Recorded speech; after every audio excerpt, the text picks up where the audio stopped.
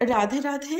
নমস্কার বন্ধুরা, বৃন্দাবন ফ্যামিলি ব্লগের আরও একটি নতুন ভিডিওতে আপনাদের সকলকে স্বাগত জানাই। কেমন আছেন সবাই? আশা করি সবাই ভালো আছেন, সুস্থ আছেন, আর রাধারানীর কৃপায় আমরাও বেশ ভালো আছি। তো আজ হচ্ছে শুক্রবার আর এখন বাজে হচ্ছে সকাল প্রায় 8টার মতো। তো আমার হাজব্যান্ড আজ খুব ভোরবেলায় ঘুম থেকে উঠে স্নান সেরে মন্ত্রস্মরণ করে ও সকাল সকাল বাজারে বেরিয়ে যায় সবজি আনার জন্য। তো আজকে আমরা আবারও যাব গো সেবা করতে। তো গো সেবা করতে গেলে তো সবজির দরকার। তো তার জন্য আমার হাজব্যান্ড সকাল 6টার মধ্যে ও সবজি বাজারে বেরিয়ে গেছে, সবজি কিনে আবার 8টার মধ্যে বাড়িতেও ফিরে এসেছে। দেখতেই পাচ্ছ অনেকটা পরিমাণে আজকে বাঁধাকপি এনেছে, টমাটোর এনেছে, তার সাথে কচি কচি বেগুন এনেছে। তো এই সবজিগুলো দিয়ে আজকে গো সেবা করব। আর সকালবেলা হলেই না আমাদের গেটের সামনে গোমাতার আগমন হয়। প্রত্যেকটা দিন সকালবেলা হলেই আমাদের গেটের সামনে গোমাতা আসবে।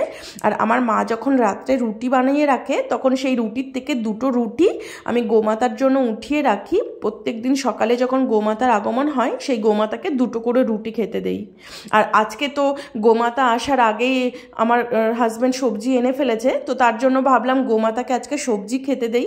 তো তার জন্য কিছু বাঁধাকপি আমানি করে গোমাতাকে খেতে দিয়েছি। আর সকালবেলাতে না গোমাতার পেটে প্রচুর খিদে ছিল, তার জন্য সব বাঁধাকপিগুলোকে একদম পরিষ্কার করে খেয়ে ফেলেছে।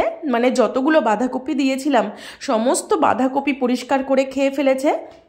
তো সবজিগুলো খাওয়ার পরেও না গোমাতা আমাদের গেটের সামনে থেকে যাচ্ছিল না। ওর না খুব জল তৃষ্ণা পেয়েছে। আমাদের এখানে তো প্রচুর গরম, তো আর তার জন্য না গোমাতার খুব জল তৃষ্ণা পায়। তো আমরা তো দেখেই বুঝে গেছি যে গোমাতার জল তৃষ্ণা পেয়েছে। তার জন্য এক বালতি জল ভরে গোমাতার সামনে দেওয়ার সাথে সাথে গোমাতা সব জল খেয়ে ফেলেছে। তারপরে আবার এক বালতি জল দেওয়া হয়েছে, মোট 1.5 বালতি জল খেয়ে ফেলেছে গোমাতা। তো গোমাতা কিন্তু প্রচুর পরিমাণে জল পান করে। আর আমাদের এখানে এত পরিমাণে গরম না, আর গরমে গোমাতার জল তৃষ্ণা পায়। তার জন্য আমরা কি করি, বালতি ভরে ভরে জল রেডি করেই রাখি। যখনই কোনো গোমাতা আমাদের গেটের সামনে এসে দাঁড়িয়ে থাকে না, তখনই আমি কি করি, গোমাতাকে জল দেই। আর গোমাতা মন ভরে সেই জল পান করে। আর আমাদের এই গোমাতাগুলো যখন জল পান করে না, তখন আমার এত আনন্দ হয় যে আমি গোমাতাকে জল দিয়েছি। গোমাতার এত জল তৃষ্ণা পেয়েছে যে গোমাতা সব জল খেয়ে ফেলেছে। তো যাই হোক, গোমাতা জল খেয়ে চলে গেছে। আর আমরা আরও কিছু বাঁধাকপি আমানি করে নিলাম। তো আমাদের পাল কলোনিতেই মানে এখানকার একজন ব্রজবাসী কিছু কালো গোমাতা পালন করে, মানে কালো গাইয়া যেগুলোকে বলে। তো সেই কালো গাইয়া পালে, বাড়িতেই পালে, কিন্তু সকাল হলেই না সেই গোমাতাগুলোকে মানে আমাদের পাল কলোনিতে এনেই বেঁধে রাখে। আর আমাদের পাল কলোনিতে কিছুটা জায়গা ছায়ার মধ্যে আছে, দেখতেই পাচ্ছ। এই জায়গাটাতে সেই ব্রজবাসী লোকটা এই গোমাতাগুলোকে এনে বেঁধে রাখে। তো আমি ভাবলাম যে এই গোমাতাগুলোকে বেঁধে রাখে ঠিকই, কিন্তু এগুলোর সামনে না কোনো খাওয়ার দিয়ে রাখে না। সারাটা দিন এইভাবে গোমাতাগুলো এখানে বাঁধা হয়ে থাকবে। তো আমাদের ব্রজধামে যে গরুগুলো আছে তাদের গলায় সহসা দড়ি লাগানো হয় না, কিন্তু এই গোমাতাগুলোকে বাড়িতে পালা হয় বলে গোমাতার গলায় দড়ি দেখতে পাচ্ছ। নয়তো এখানে যেগুলো ছেড়ে দেওয়া গরু থাকে কারো গলায় কিন্তু দড়ি থাকে না। আর এই গরুগুলো দেখতে খুবই সুন্দর, হিষ্টপিষ্ট গরু। তো তার জন্য কিন্তু এই গরুগুলোকে বেঁধে রেখেছে, কারণ এগুলো মানে সেই ব্রজবাসী লোকটার পালিত গরু। তো সেই গরুগুলোকে সারাটা দিন কিছু খেতে আমি দেখি না, কারণ বেঁধে রেখে ওই যে চলে যায়, কিছু খাওয়ার দিয়ে যায় না। তার জন্য আমি ভাবলাম কিছু বাঁধাকপি আমানি করে এই গোমাতাগুলোকে খেতে দিলে সব থেকে ভালো হয়। তার জন্য গোপালের বাবা কিছু বাঁধাকপি আমানি করে গোমাতাগুলোকে খেতে দিয়ে এলো। আর কিছু টমাটোর নিয়েছে, এখানে প্রচুর বাঁদর আছে দেখতে পাচ্ছি, তো বাঁদরগুলোকে টমাটোর খাওয়াচ্ছি। আর বাঁদরগুলোর পেটে খিদেও আছে, খাওয়া নেই এখন, কারণ এখন একদমই পরিক্রমা চলছে না, বন্ধ আছে। তো তার জন্য ভাবলাম যে টমাটোগুলো বাঁদরগুলোকে খাইয়ে দেই। আর বাঁদরগুলো মনের আনন্দে টমাটোর খাচ্ছে, এই জন্যই টমাটোরটা বেশি পরিমাণে নেওয়া হয়েছে, যাতে গোমাতারও সেবা হয় আবার এদিকে বাদর সেবাও হয়। দেখো আমাদের এই বৃন্দাবন ধাম, রাধাকুণ্ড ধাম, এটা পুরোটাই চিন্ময় ধাম। এখানের মানুষ, পশু, পাখি, জন্তু, জানোয়ার, অল টোটাল জিনিস এখানে চিন্ময়। আমরা সাধারণ মানুষ সাধারণ চোখে এদের সাধারণ পশু জ্ঞানে দেখছি, কিন্তু এনারা কিন্তু সাধারণ পশু কেউ না। এনারা সব পার্শ্বদ, এনারা সব চিন্ময়। কিন্তু আমরা বলে না জড়জগতের জীব ওই জড় চোখেই সব কিছু দেখবে। আমাদের গুরুদেব একটা কথা বলতেন, যার দৃষ্টি ঠিক হয় তার প্রেমের বৃষ্টি হয়। মানুষের এই দৃষ্টিটা যদি ঠিক হয় না, তার সব জায়গায় ওই প্রেমের দৃষ্টি, তার সব জায়গায় ওই মানে সব কিছুর মধ্যে ওই ভগবানই তার চোখে পড়বে, খারাপ জিনিস আর চোখে পড়বে না। তো এই জন্য আমাদের ব্রজধামের সমস্ত কিছু চিন্ময়, এখানে জড় বস্তু বলতে কিছুই নেই। আর পশু তো অনেক দূরের কথা, বলছে এখানকার জীব মাত্রেই চিন্ময় বুদ্ধি করতে হবে। তুমি ব্রজে বাস করছো, তুমি রাধাকুণ্ডে বাস করছো, যদি এই ব্রজধামে রাধাকুণ্ডের জীবগুলোর প্রতি, এই ব্রজধামের জীবগুলোর প্রতি যদি তোমার চিন্ময় বুদ্ধি না আসে না, তুমি ব্রজধামে বাস করেও সে প্রেম লাভ করতে পারবে না, সেই রাধারানীর দাসত্ব লাভ করতে পারবে না। এটা শাস্ত্রের কথা, এটা আমার কথা না। আর আমি যে কথাগুলো বলবো শাস্ত্রে প্রমাণ দেখিয়ে দিতে পারবো যে কথাগুলো শাস্ত্রে লেখা আছে। সত্যি কথা বলছে, ছোটবেলা থেকেই আমি মন গড়া আমরা কোনো সিদ্ধান্ত মতেই চলি না, যা কিছু সিদ্ধান্তে চলি সব শাস্ত্র সিদ্ধান্তে চলি।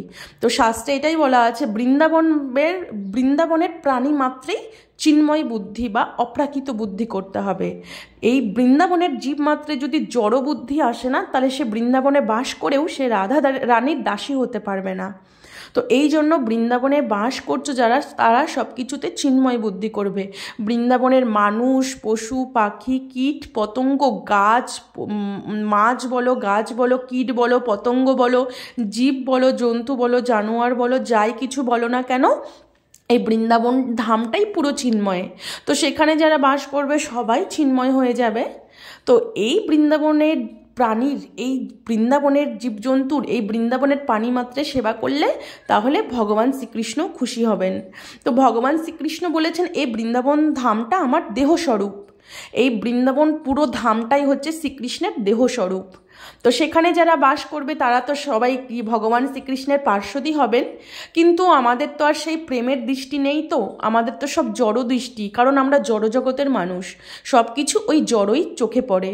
তো তার জন্য আমরা বৃন্দাবনে এসেও সেই প্রেমিক, সেই যে চিন্ময় বস্তুটা, সেই চিন্ময় জিনিসটা আমাদের চোখে পড়ে না। বৃন্দাবনে এসেও ওই বৃন্দাবনের দোষটাই শুধু চোখে পড়ে। তো তার জন্য বৃন্দাবনের প্রাণী মাত্রের প্রতি চিন্ময় বুদ্ধি করতে হবে। তো আর এরা তো স্বয়ং গোমাতা। আমরা গোমাতা বলতে কি বুঝি? বৃন্দাবনের গোমাতা মানে এনারা হচ্ছে সুরভি মাতা। ভগবান শ্রীকৃষ্ণ সব থেকে বেশি ভালোবাসতেন এই গোমাতাকে।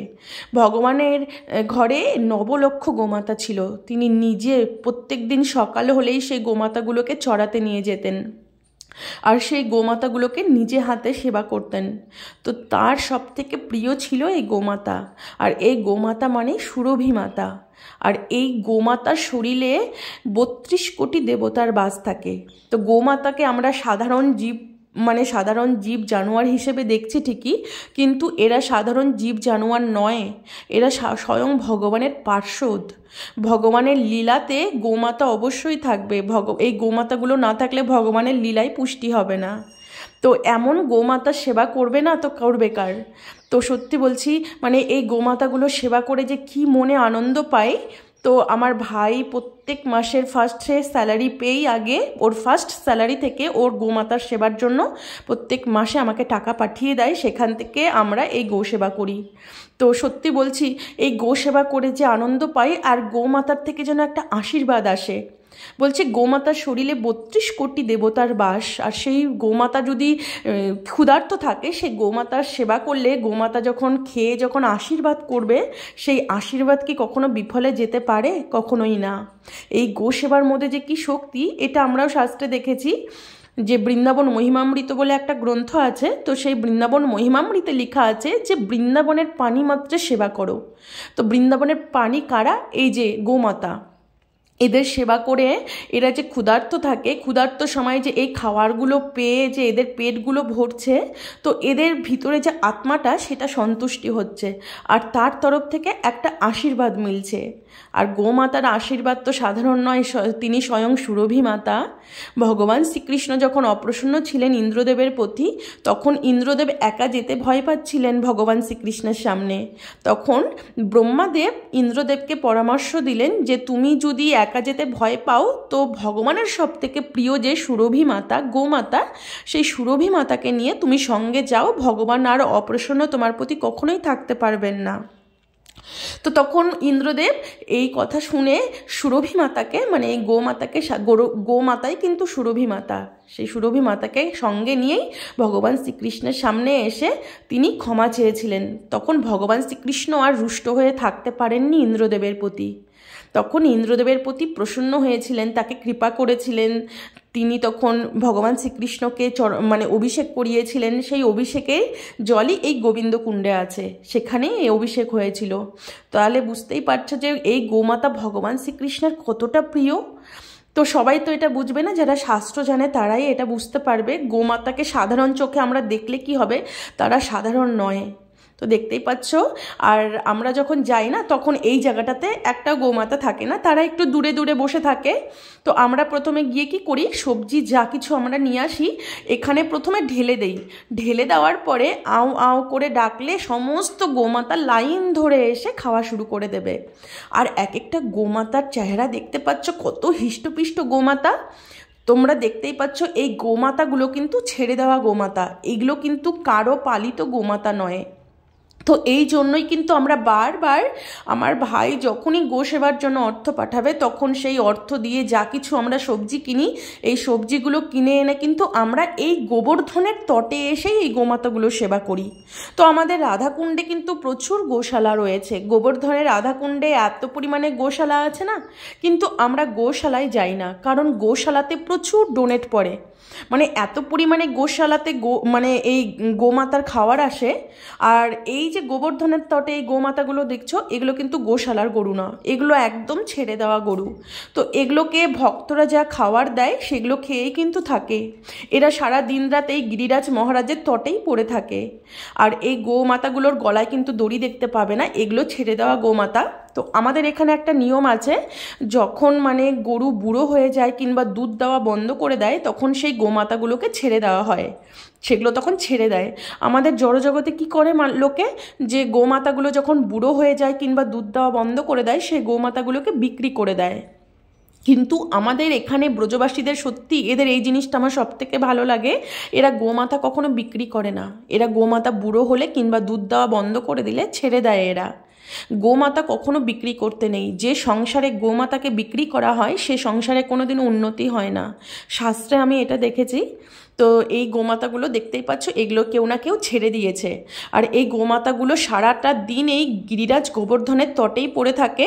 আর এই পরিক্রমা মার্গের যত ভক্ত পরিক্রমা লাগাতে লাগাতে যারা এদেরকে যা খেতে দেয় সেগুলো খেয়েই এনারা থাকে এখানে। আর গিরিরাজ মহারাজের চরণ আশ্রয় করে পড়ে আছে, এদের কি খাওয়ার অভাব থাকতে পারে? দেখতেই পাচ্ছ গোমাতাগুলো একদম হিষ্টপিষ্ট গোমাতা, এদের খাওয়ার অভাব নেই। সারাটা দিন এনারা খেতেই থাকে। কোনো না ভক্ত, মানে কোনো না কোনো ভক্ত এসে এদের খাওয়াতেই থাকে, কারণ এরা ভগবান শ্রীকৃষ্ণের চরণ আশ্রয় করে পড়ে আছে। এরা কি কখনো না খেয়ে থাকতে পারে? কোনো না কোনো ভক্তের মধ্যেই ভগবান প্রেরণা দেয়, যাও এই গোমাতার সেবা করে এসো। তখন সেই ভক্ত গাড়ি গাড়ি খাওয়ার এনে এই গোমাতাগুলোকে সেবা করে, এই খেয়েই এনারা বেঁচে থাকে। তো যাই হোক, আমার ভাইয়ের মনে এটা জেগেছে যে এই গোমাতাগুলো সেবা করবে। এই জন্য ও প্রথম মাসের স্যালারি পেয়েই ও ফার্স্ট স্যালারি থেকে যে পয়সাটা, সেখান থেকে আধা স্যালারি কিছু পয়সা ও আমাকে পাঠিয়ে দেয়, সেখান থেকে সবজি কিনে এনে আমরা এই গো সেবাগুলো করি। দেখো, রেগুলার তো এদের সেবা করার ভাগ্য হয় না, মানে যে কটা দিনই পারি করতে সে কটা দিনই করছি। যদি গোমাতা হয়তো গোমাতার আশীর্বাদে যদি কোনো দিন এরকম হয় যে রেগুলার এদের সেবা করার ভাগ্য থাকে, তখন দেখা যাবে। কিন্তু এই যে গোমাতাগুলো সেবা করে যে আনন্দ লাভ করতে পারি, মানে সে একটা অনুভব করতে পারি যে এদের তরফ থেকে কিছু না কিছু, এদের তরফ থেকে একটা আশীর্বাদ আসছে। আর গোমাতার আশীর্বাদ কখনো বিফলে যায় না। তো আমার ভাইয়ের দেখো আর একটা জিনিস শিখিয়ে দিয়ে, গোমাতার সেবা করে সবসময় গোমাতার শ্রীচরণ ছুঁয়ে প্রণাম করতে হয়, তাহলে গোমাতার তরফ থেকে একটা আশীর্বাদ আসে। আর গোমাতার আশীর্বাদ কখনো বিফলে যায় না। আর গোমাতার আশীর্বাদ যদি পাওয়া যায়, মানে সে সবসময় জীবনে সাকসেস হবে যে কোনো বিষয়ে। তার যেটা সামনে মনের যেটা কামনা, যেটা বাসনা, সেটা সমস্ত কিছু পূরণ হবে এই গোমাতার আশীর্বাদে। তো যাই হোক, তো আমরা গোমাতাগুলোকে খাবার দিয়েছি, ভালো করে খাবার দিয়ে সেখানে গোমাতার একটু খাওয়ার দর্শন করেছি, করে এখন আমরা বাড়ি আসছি।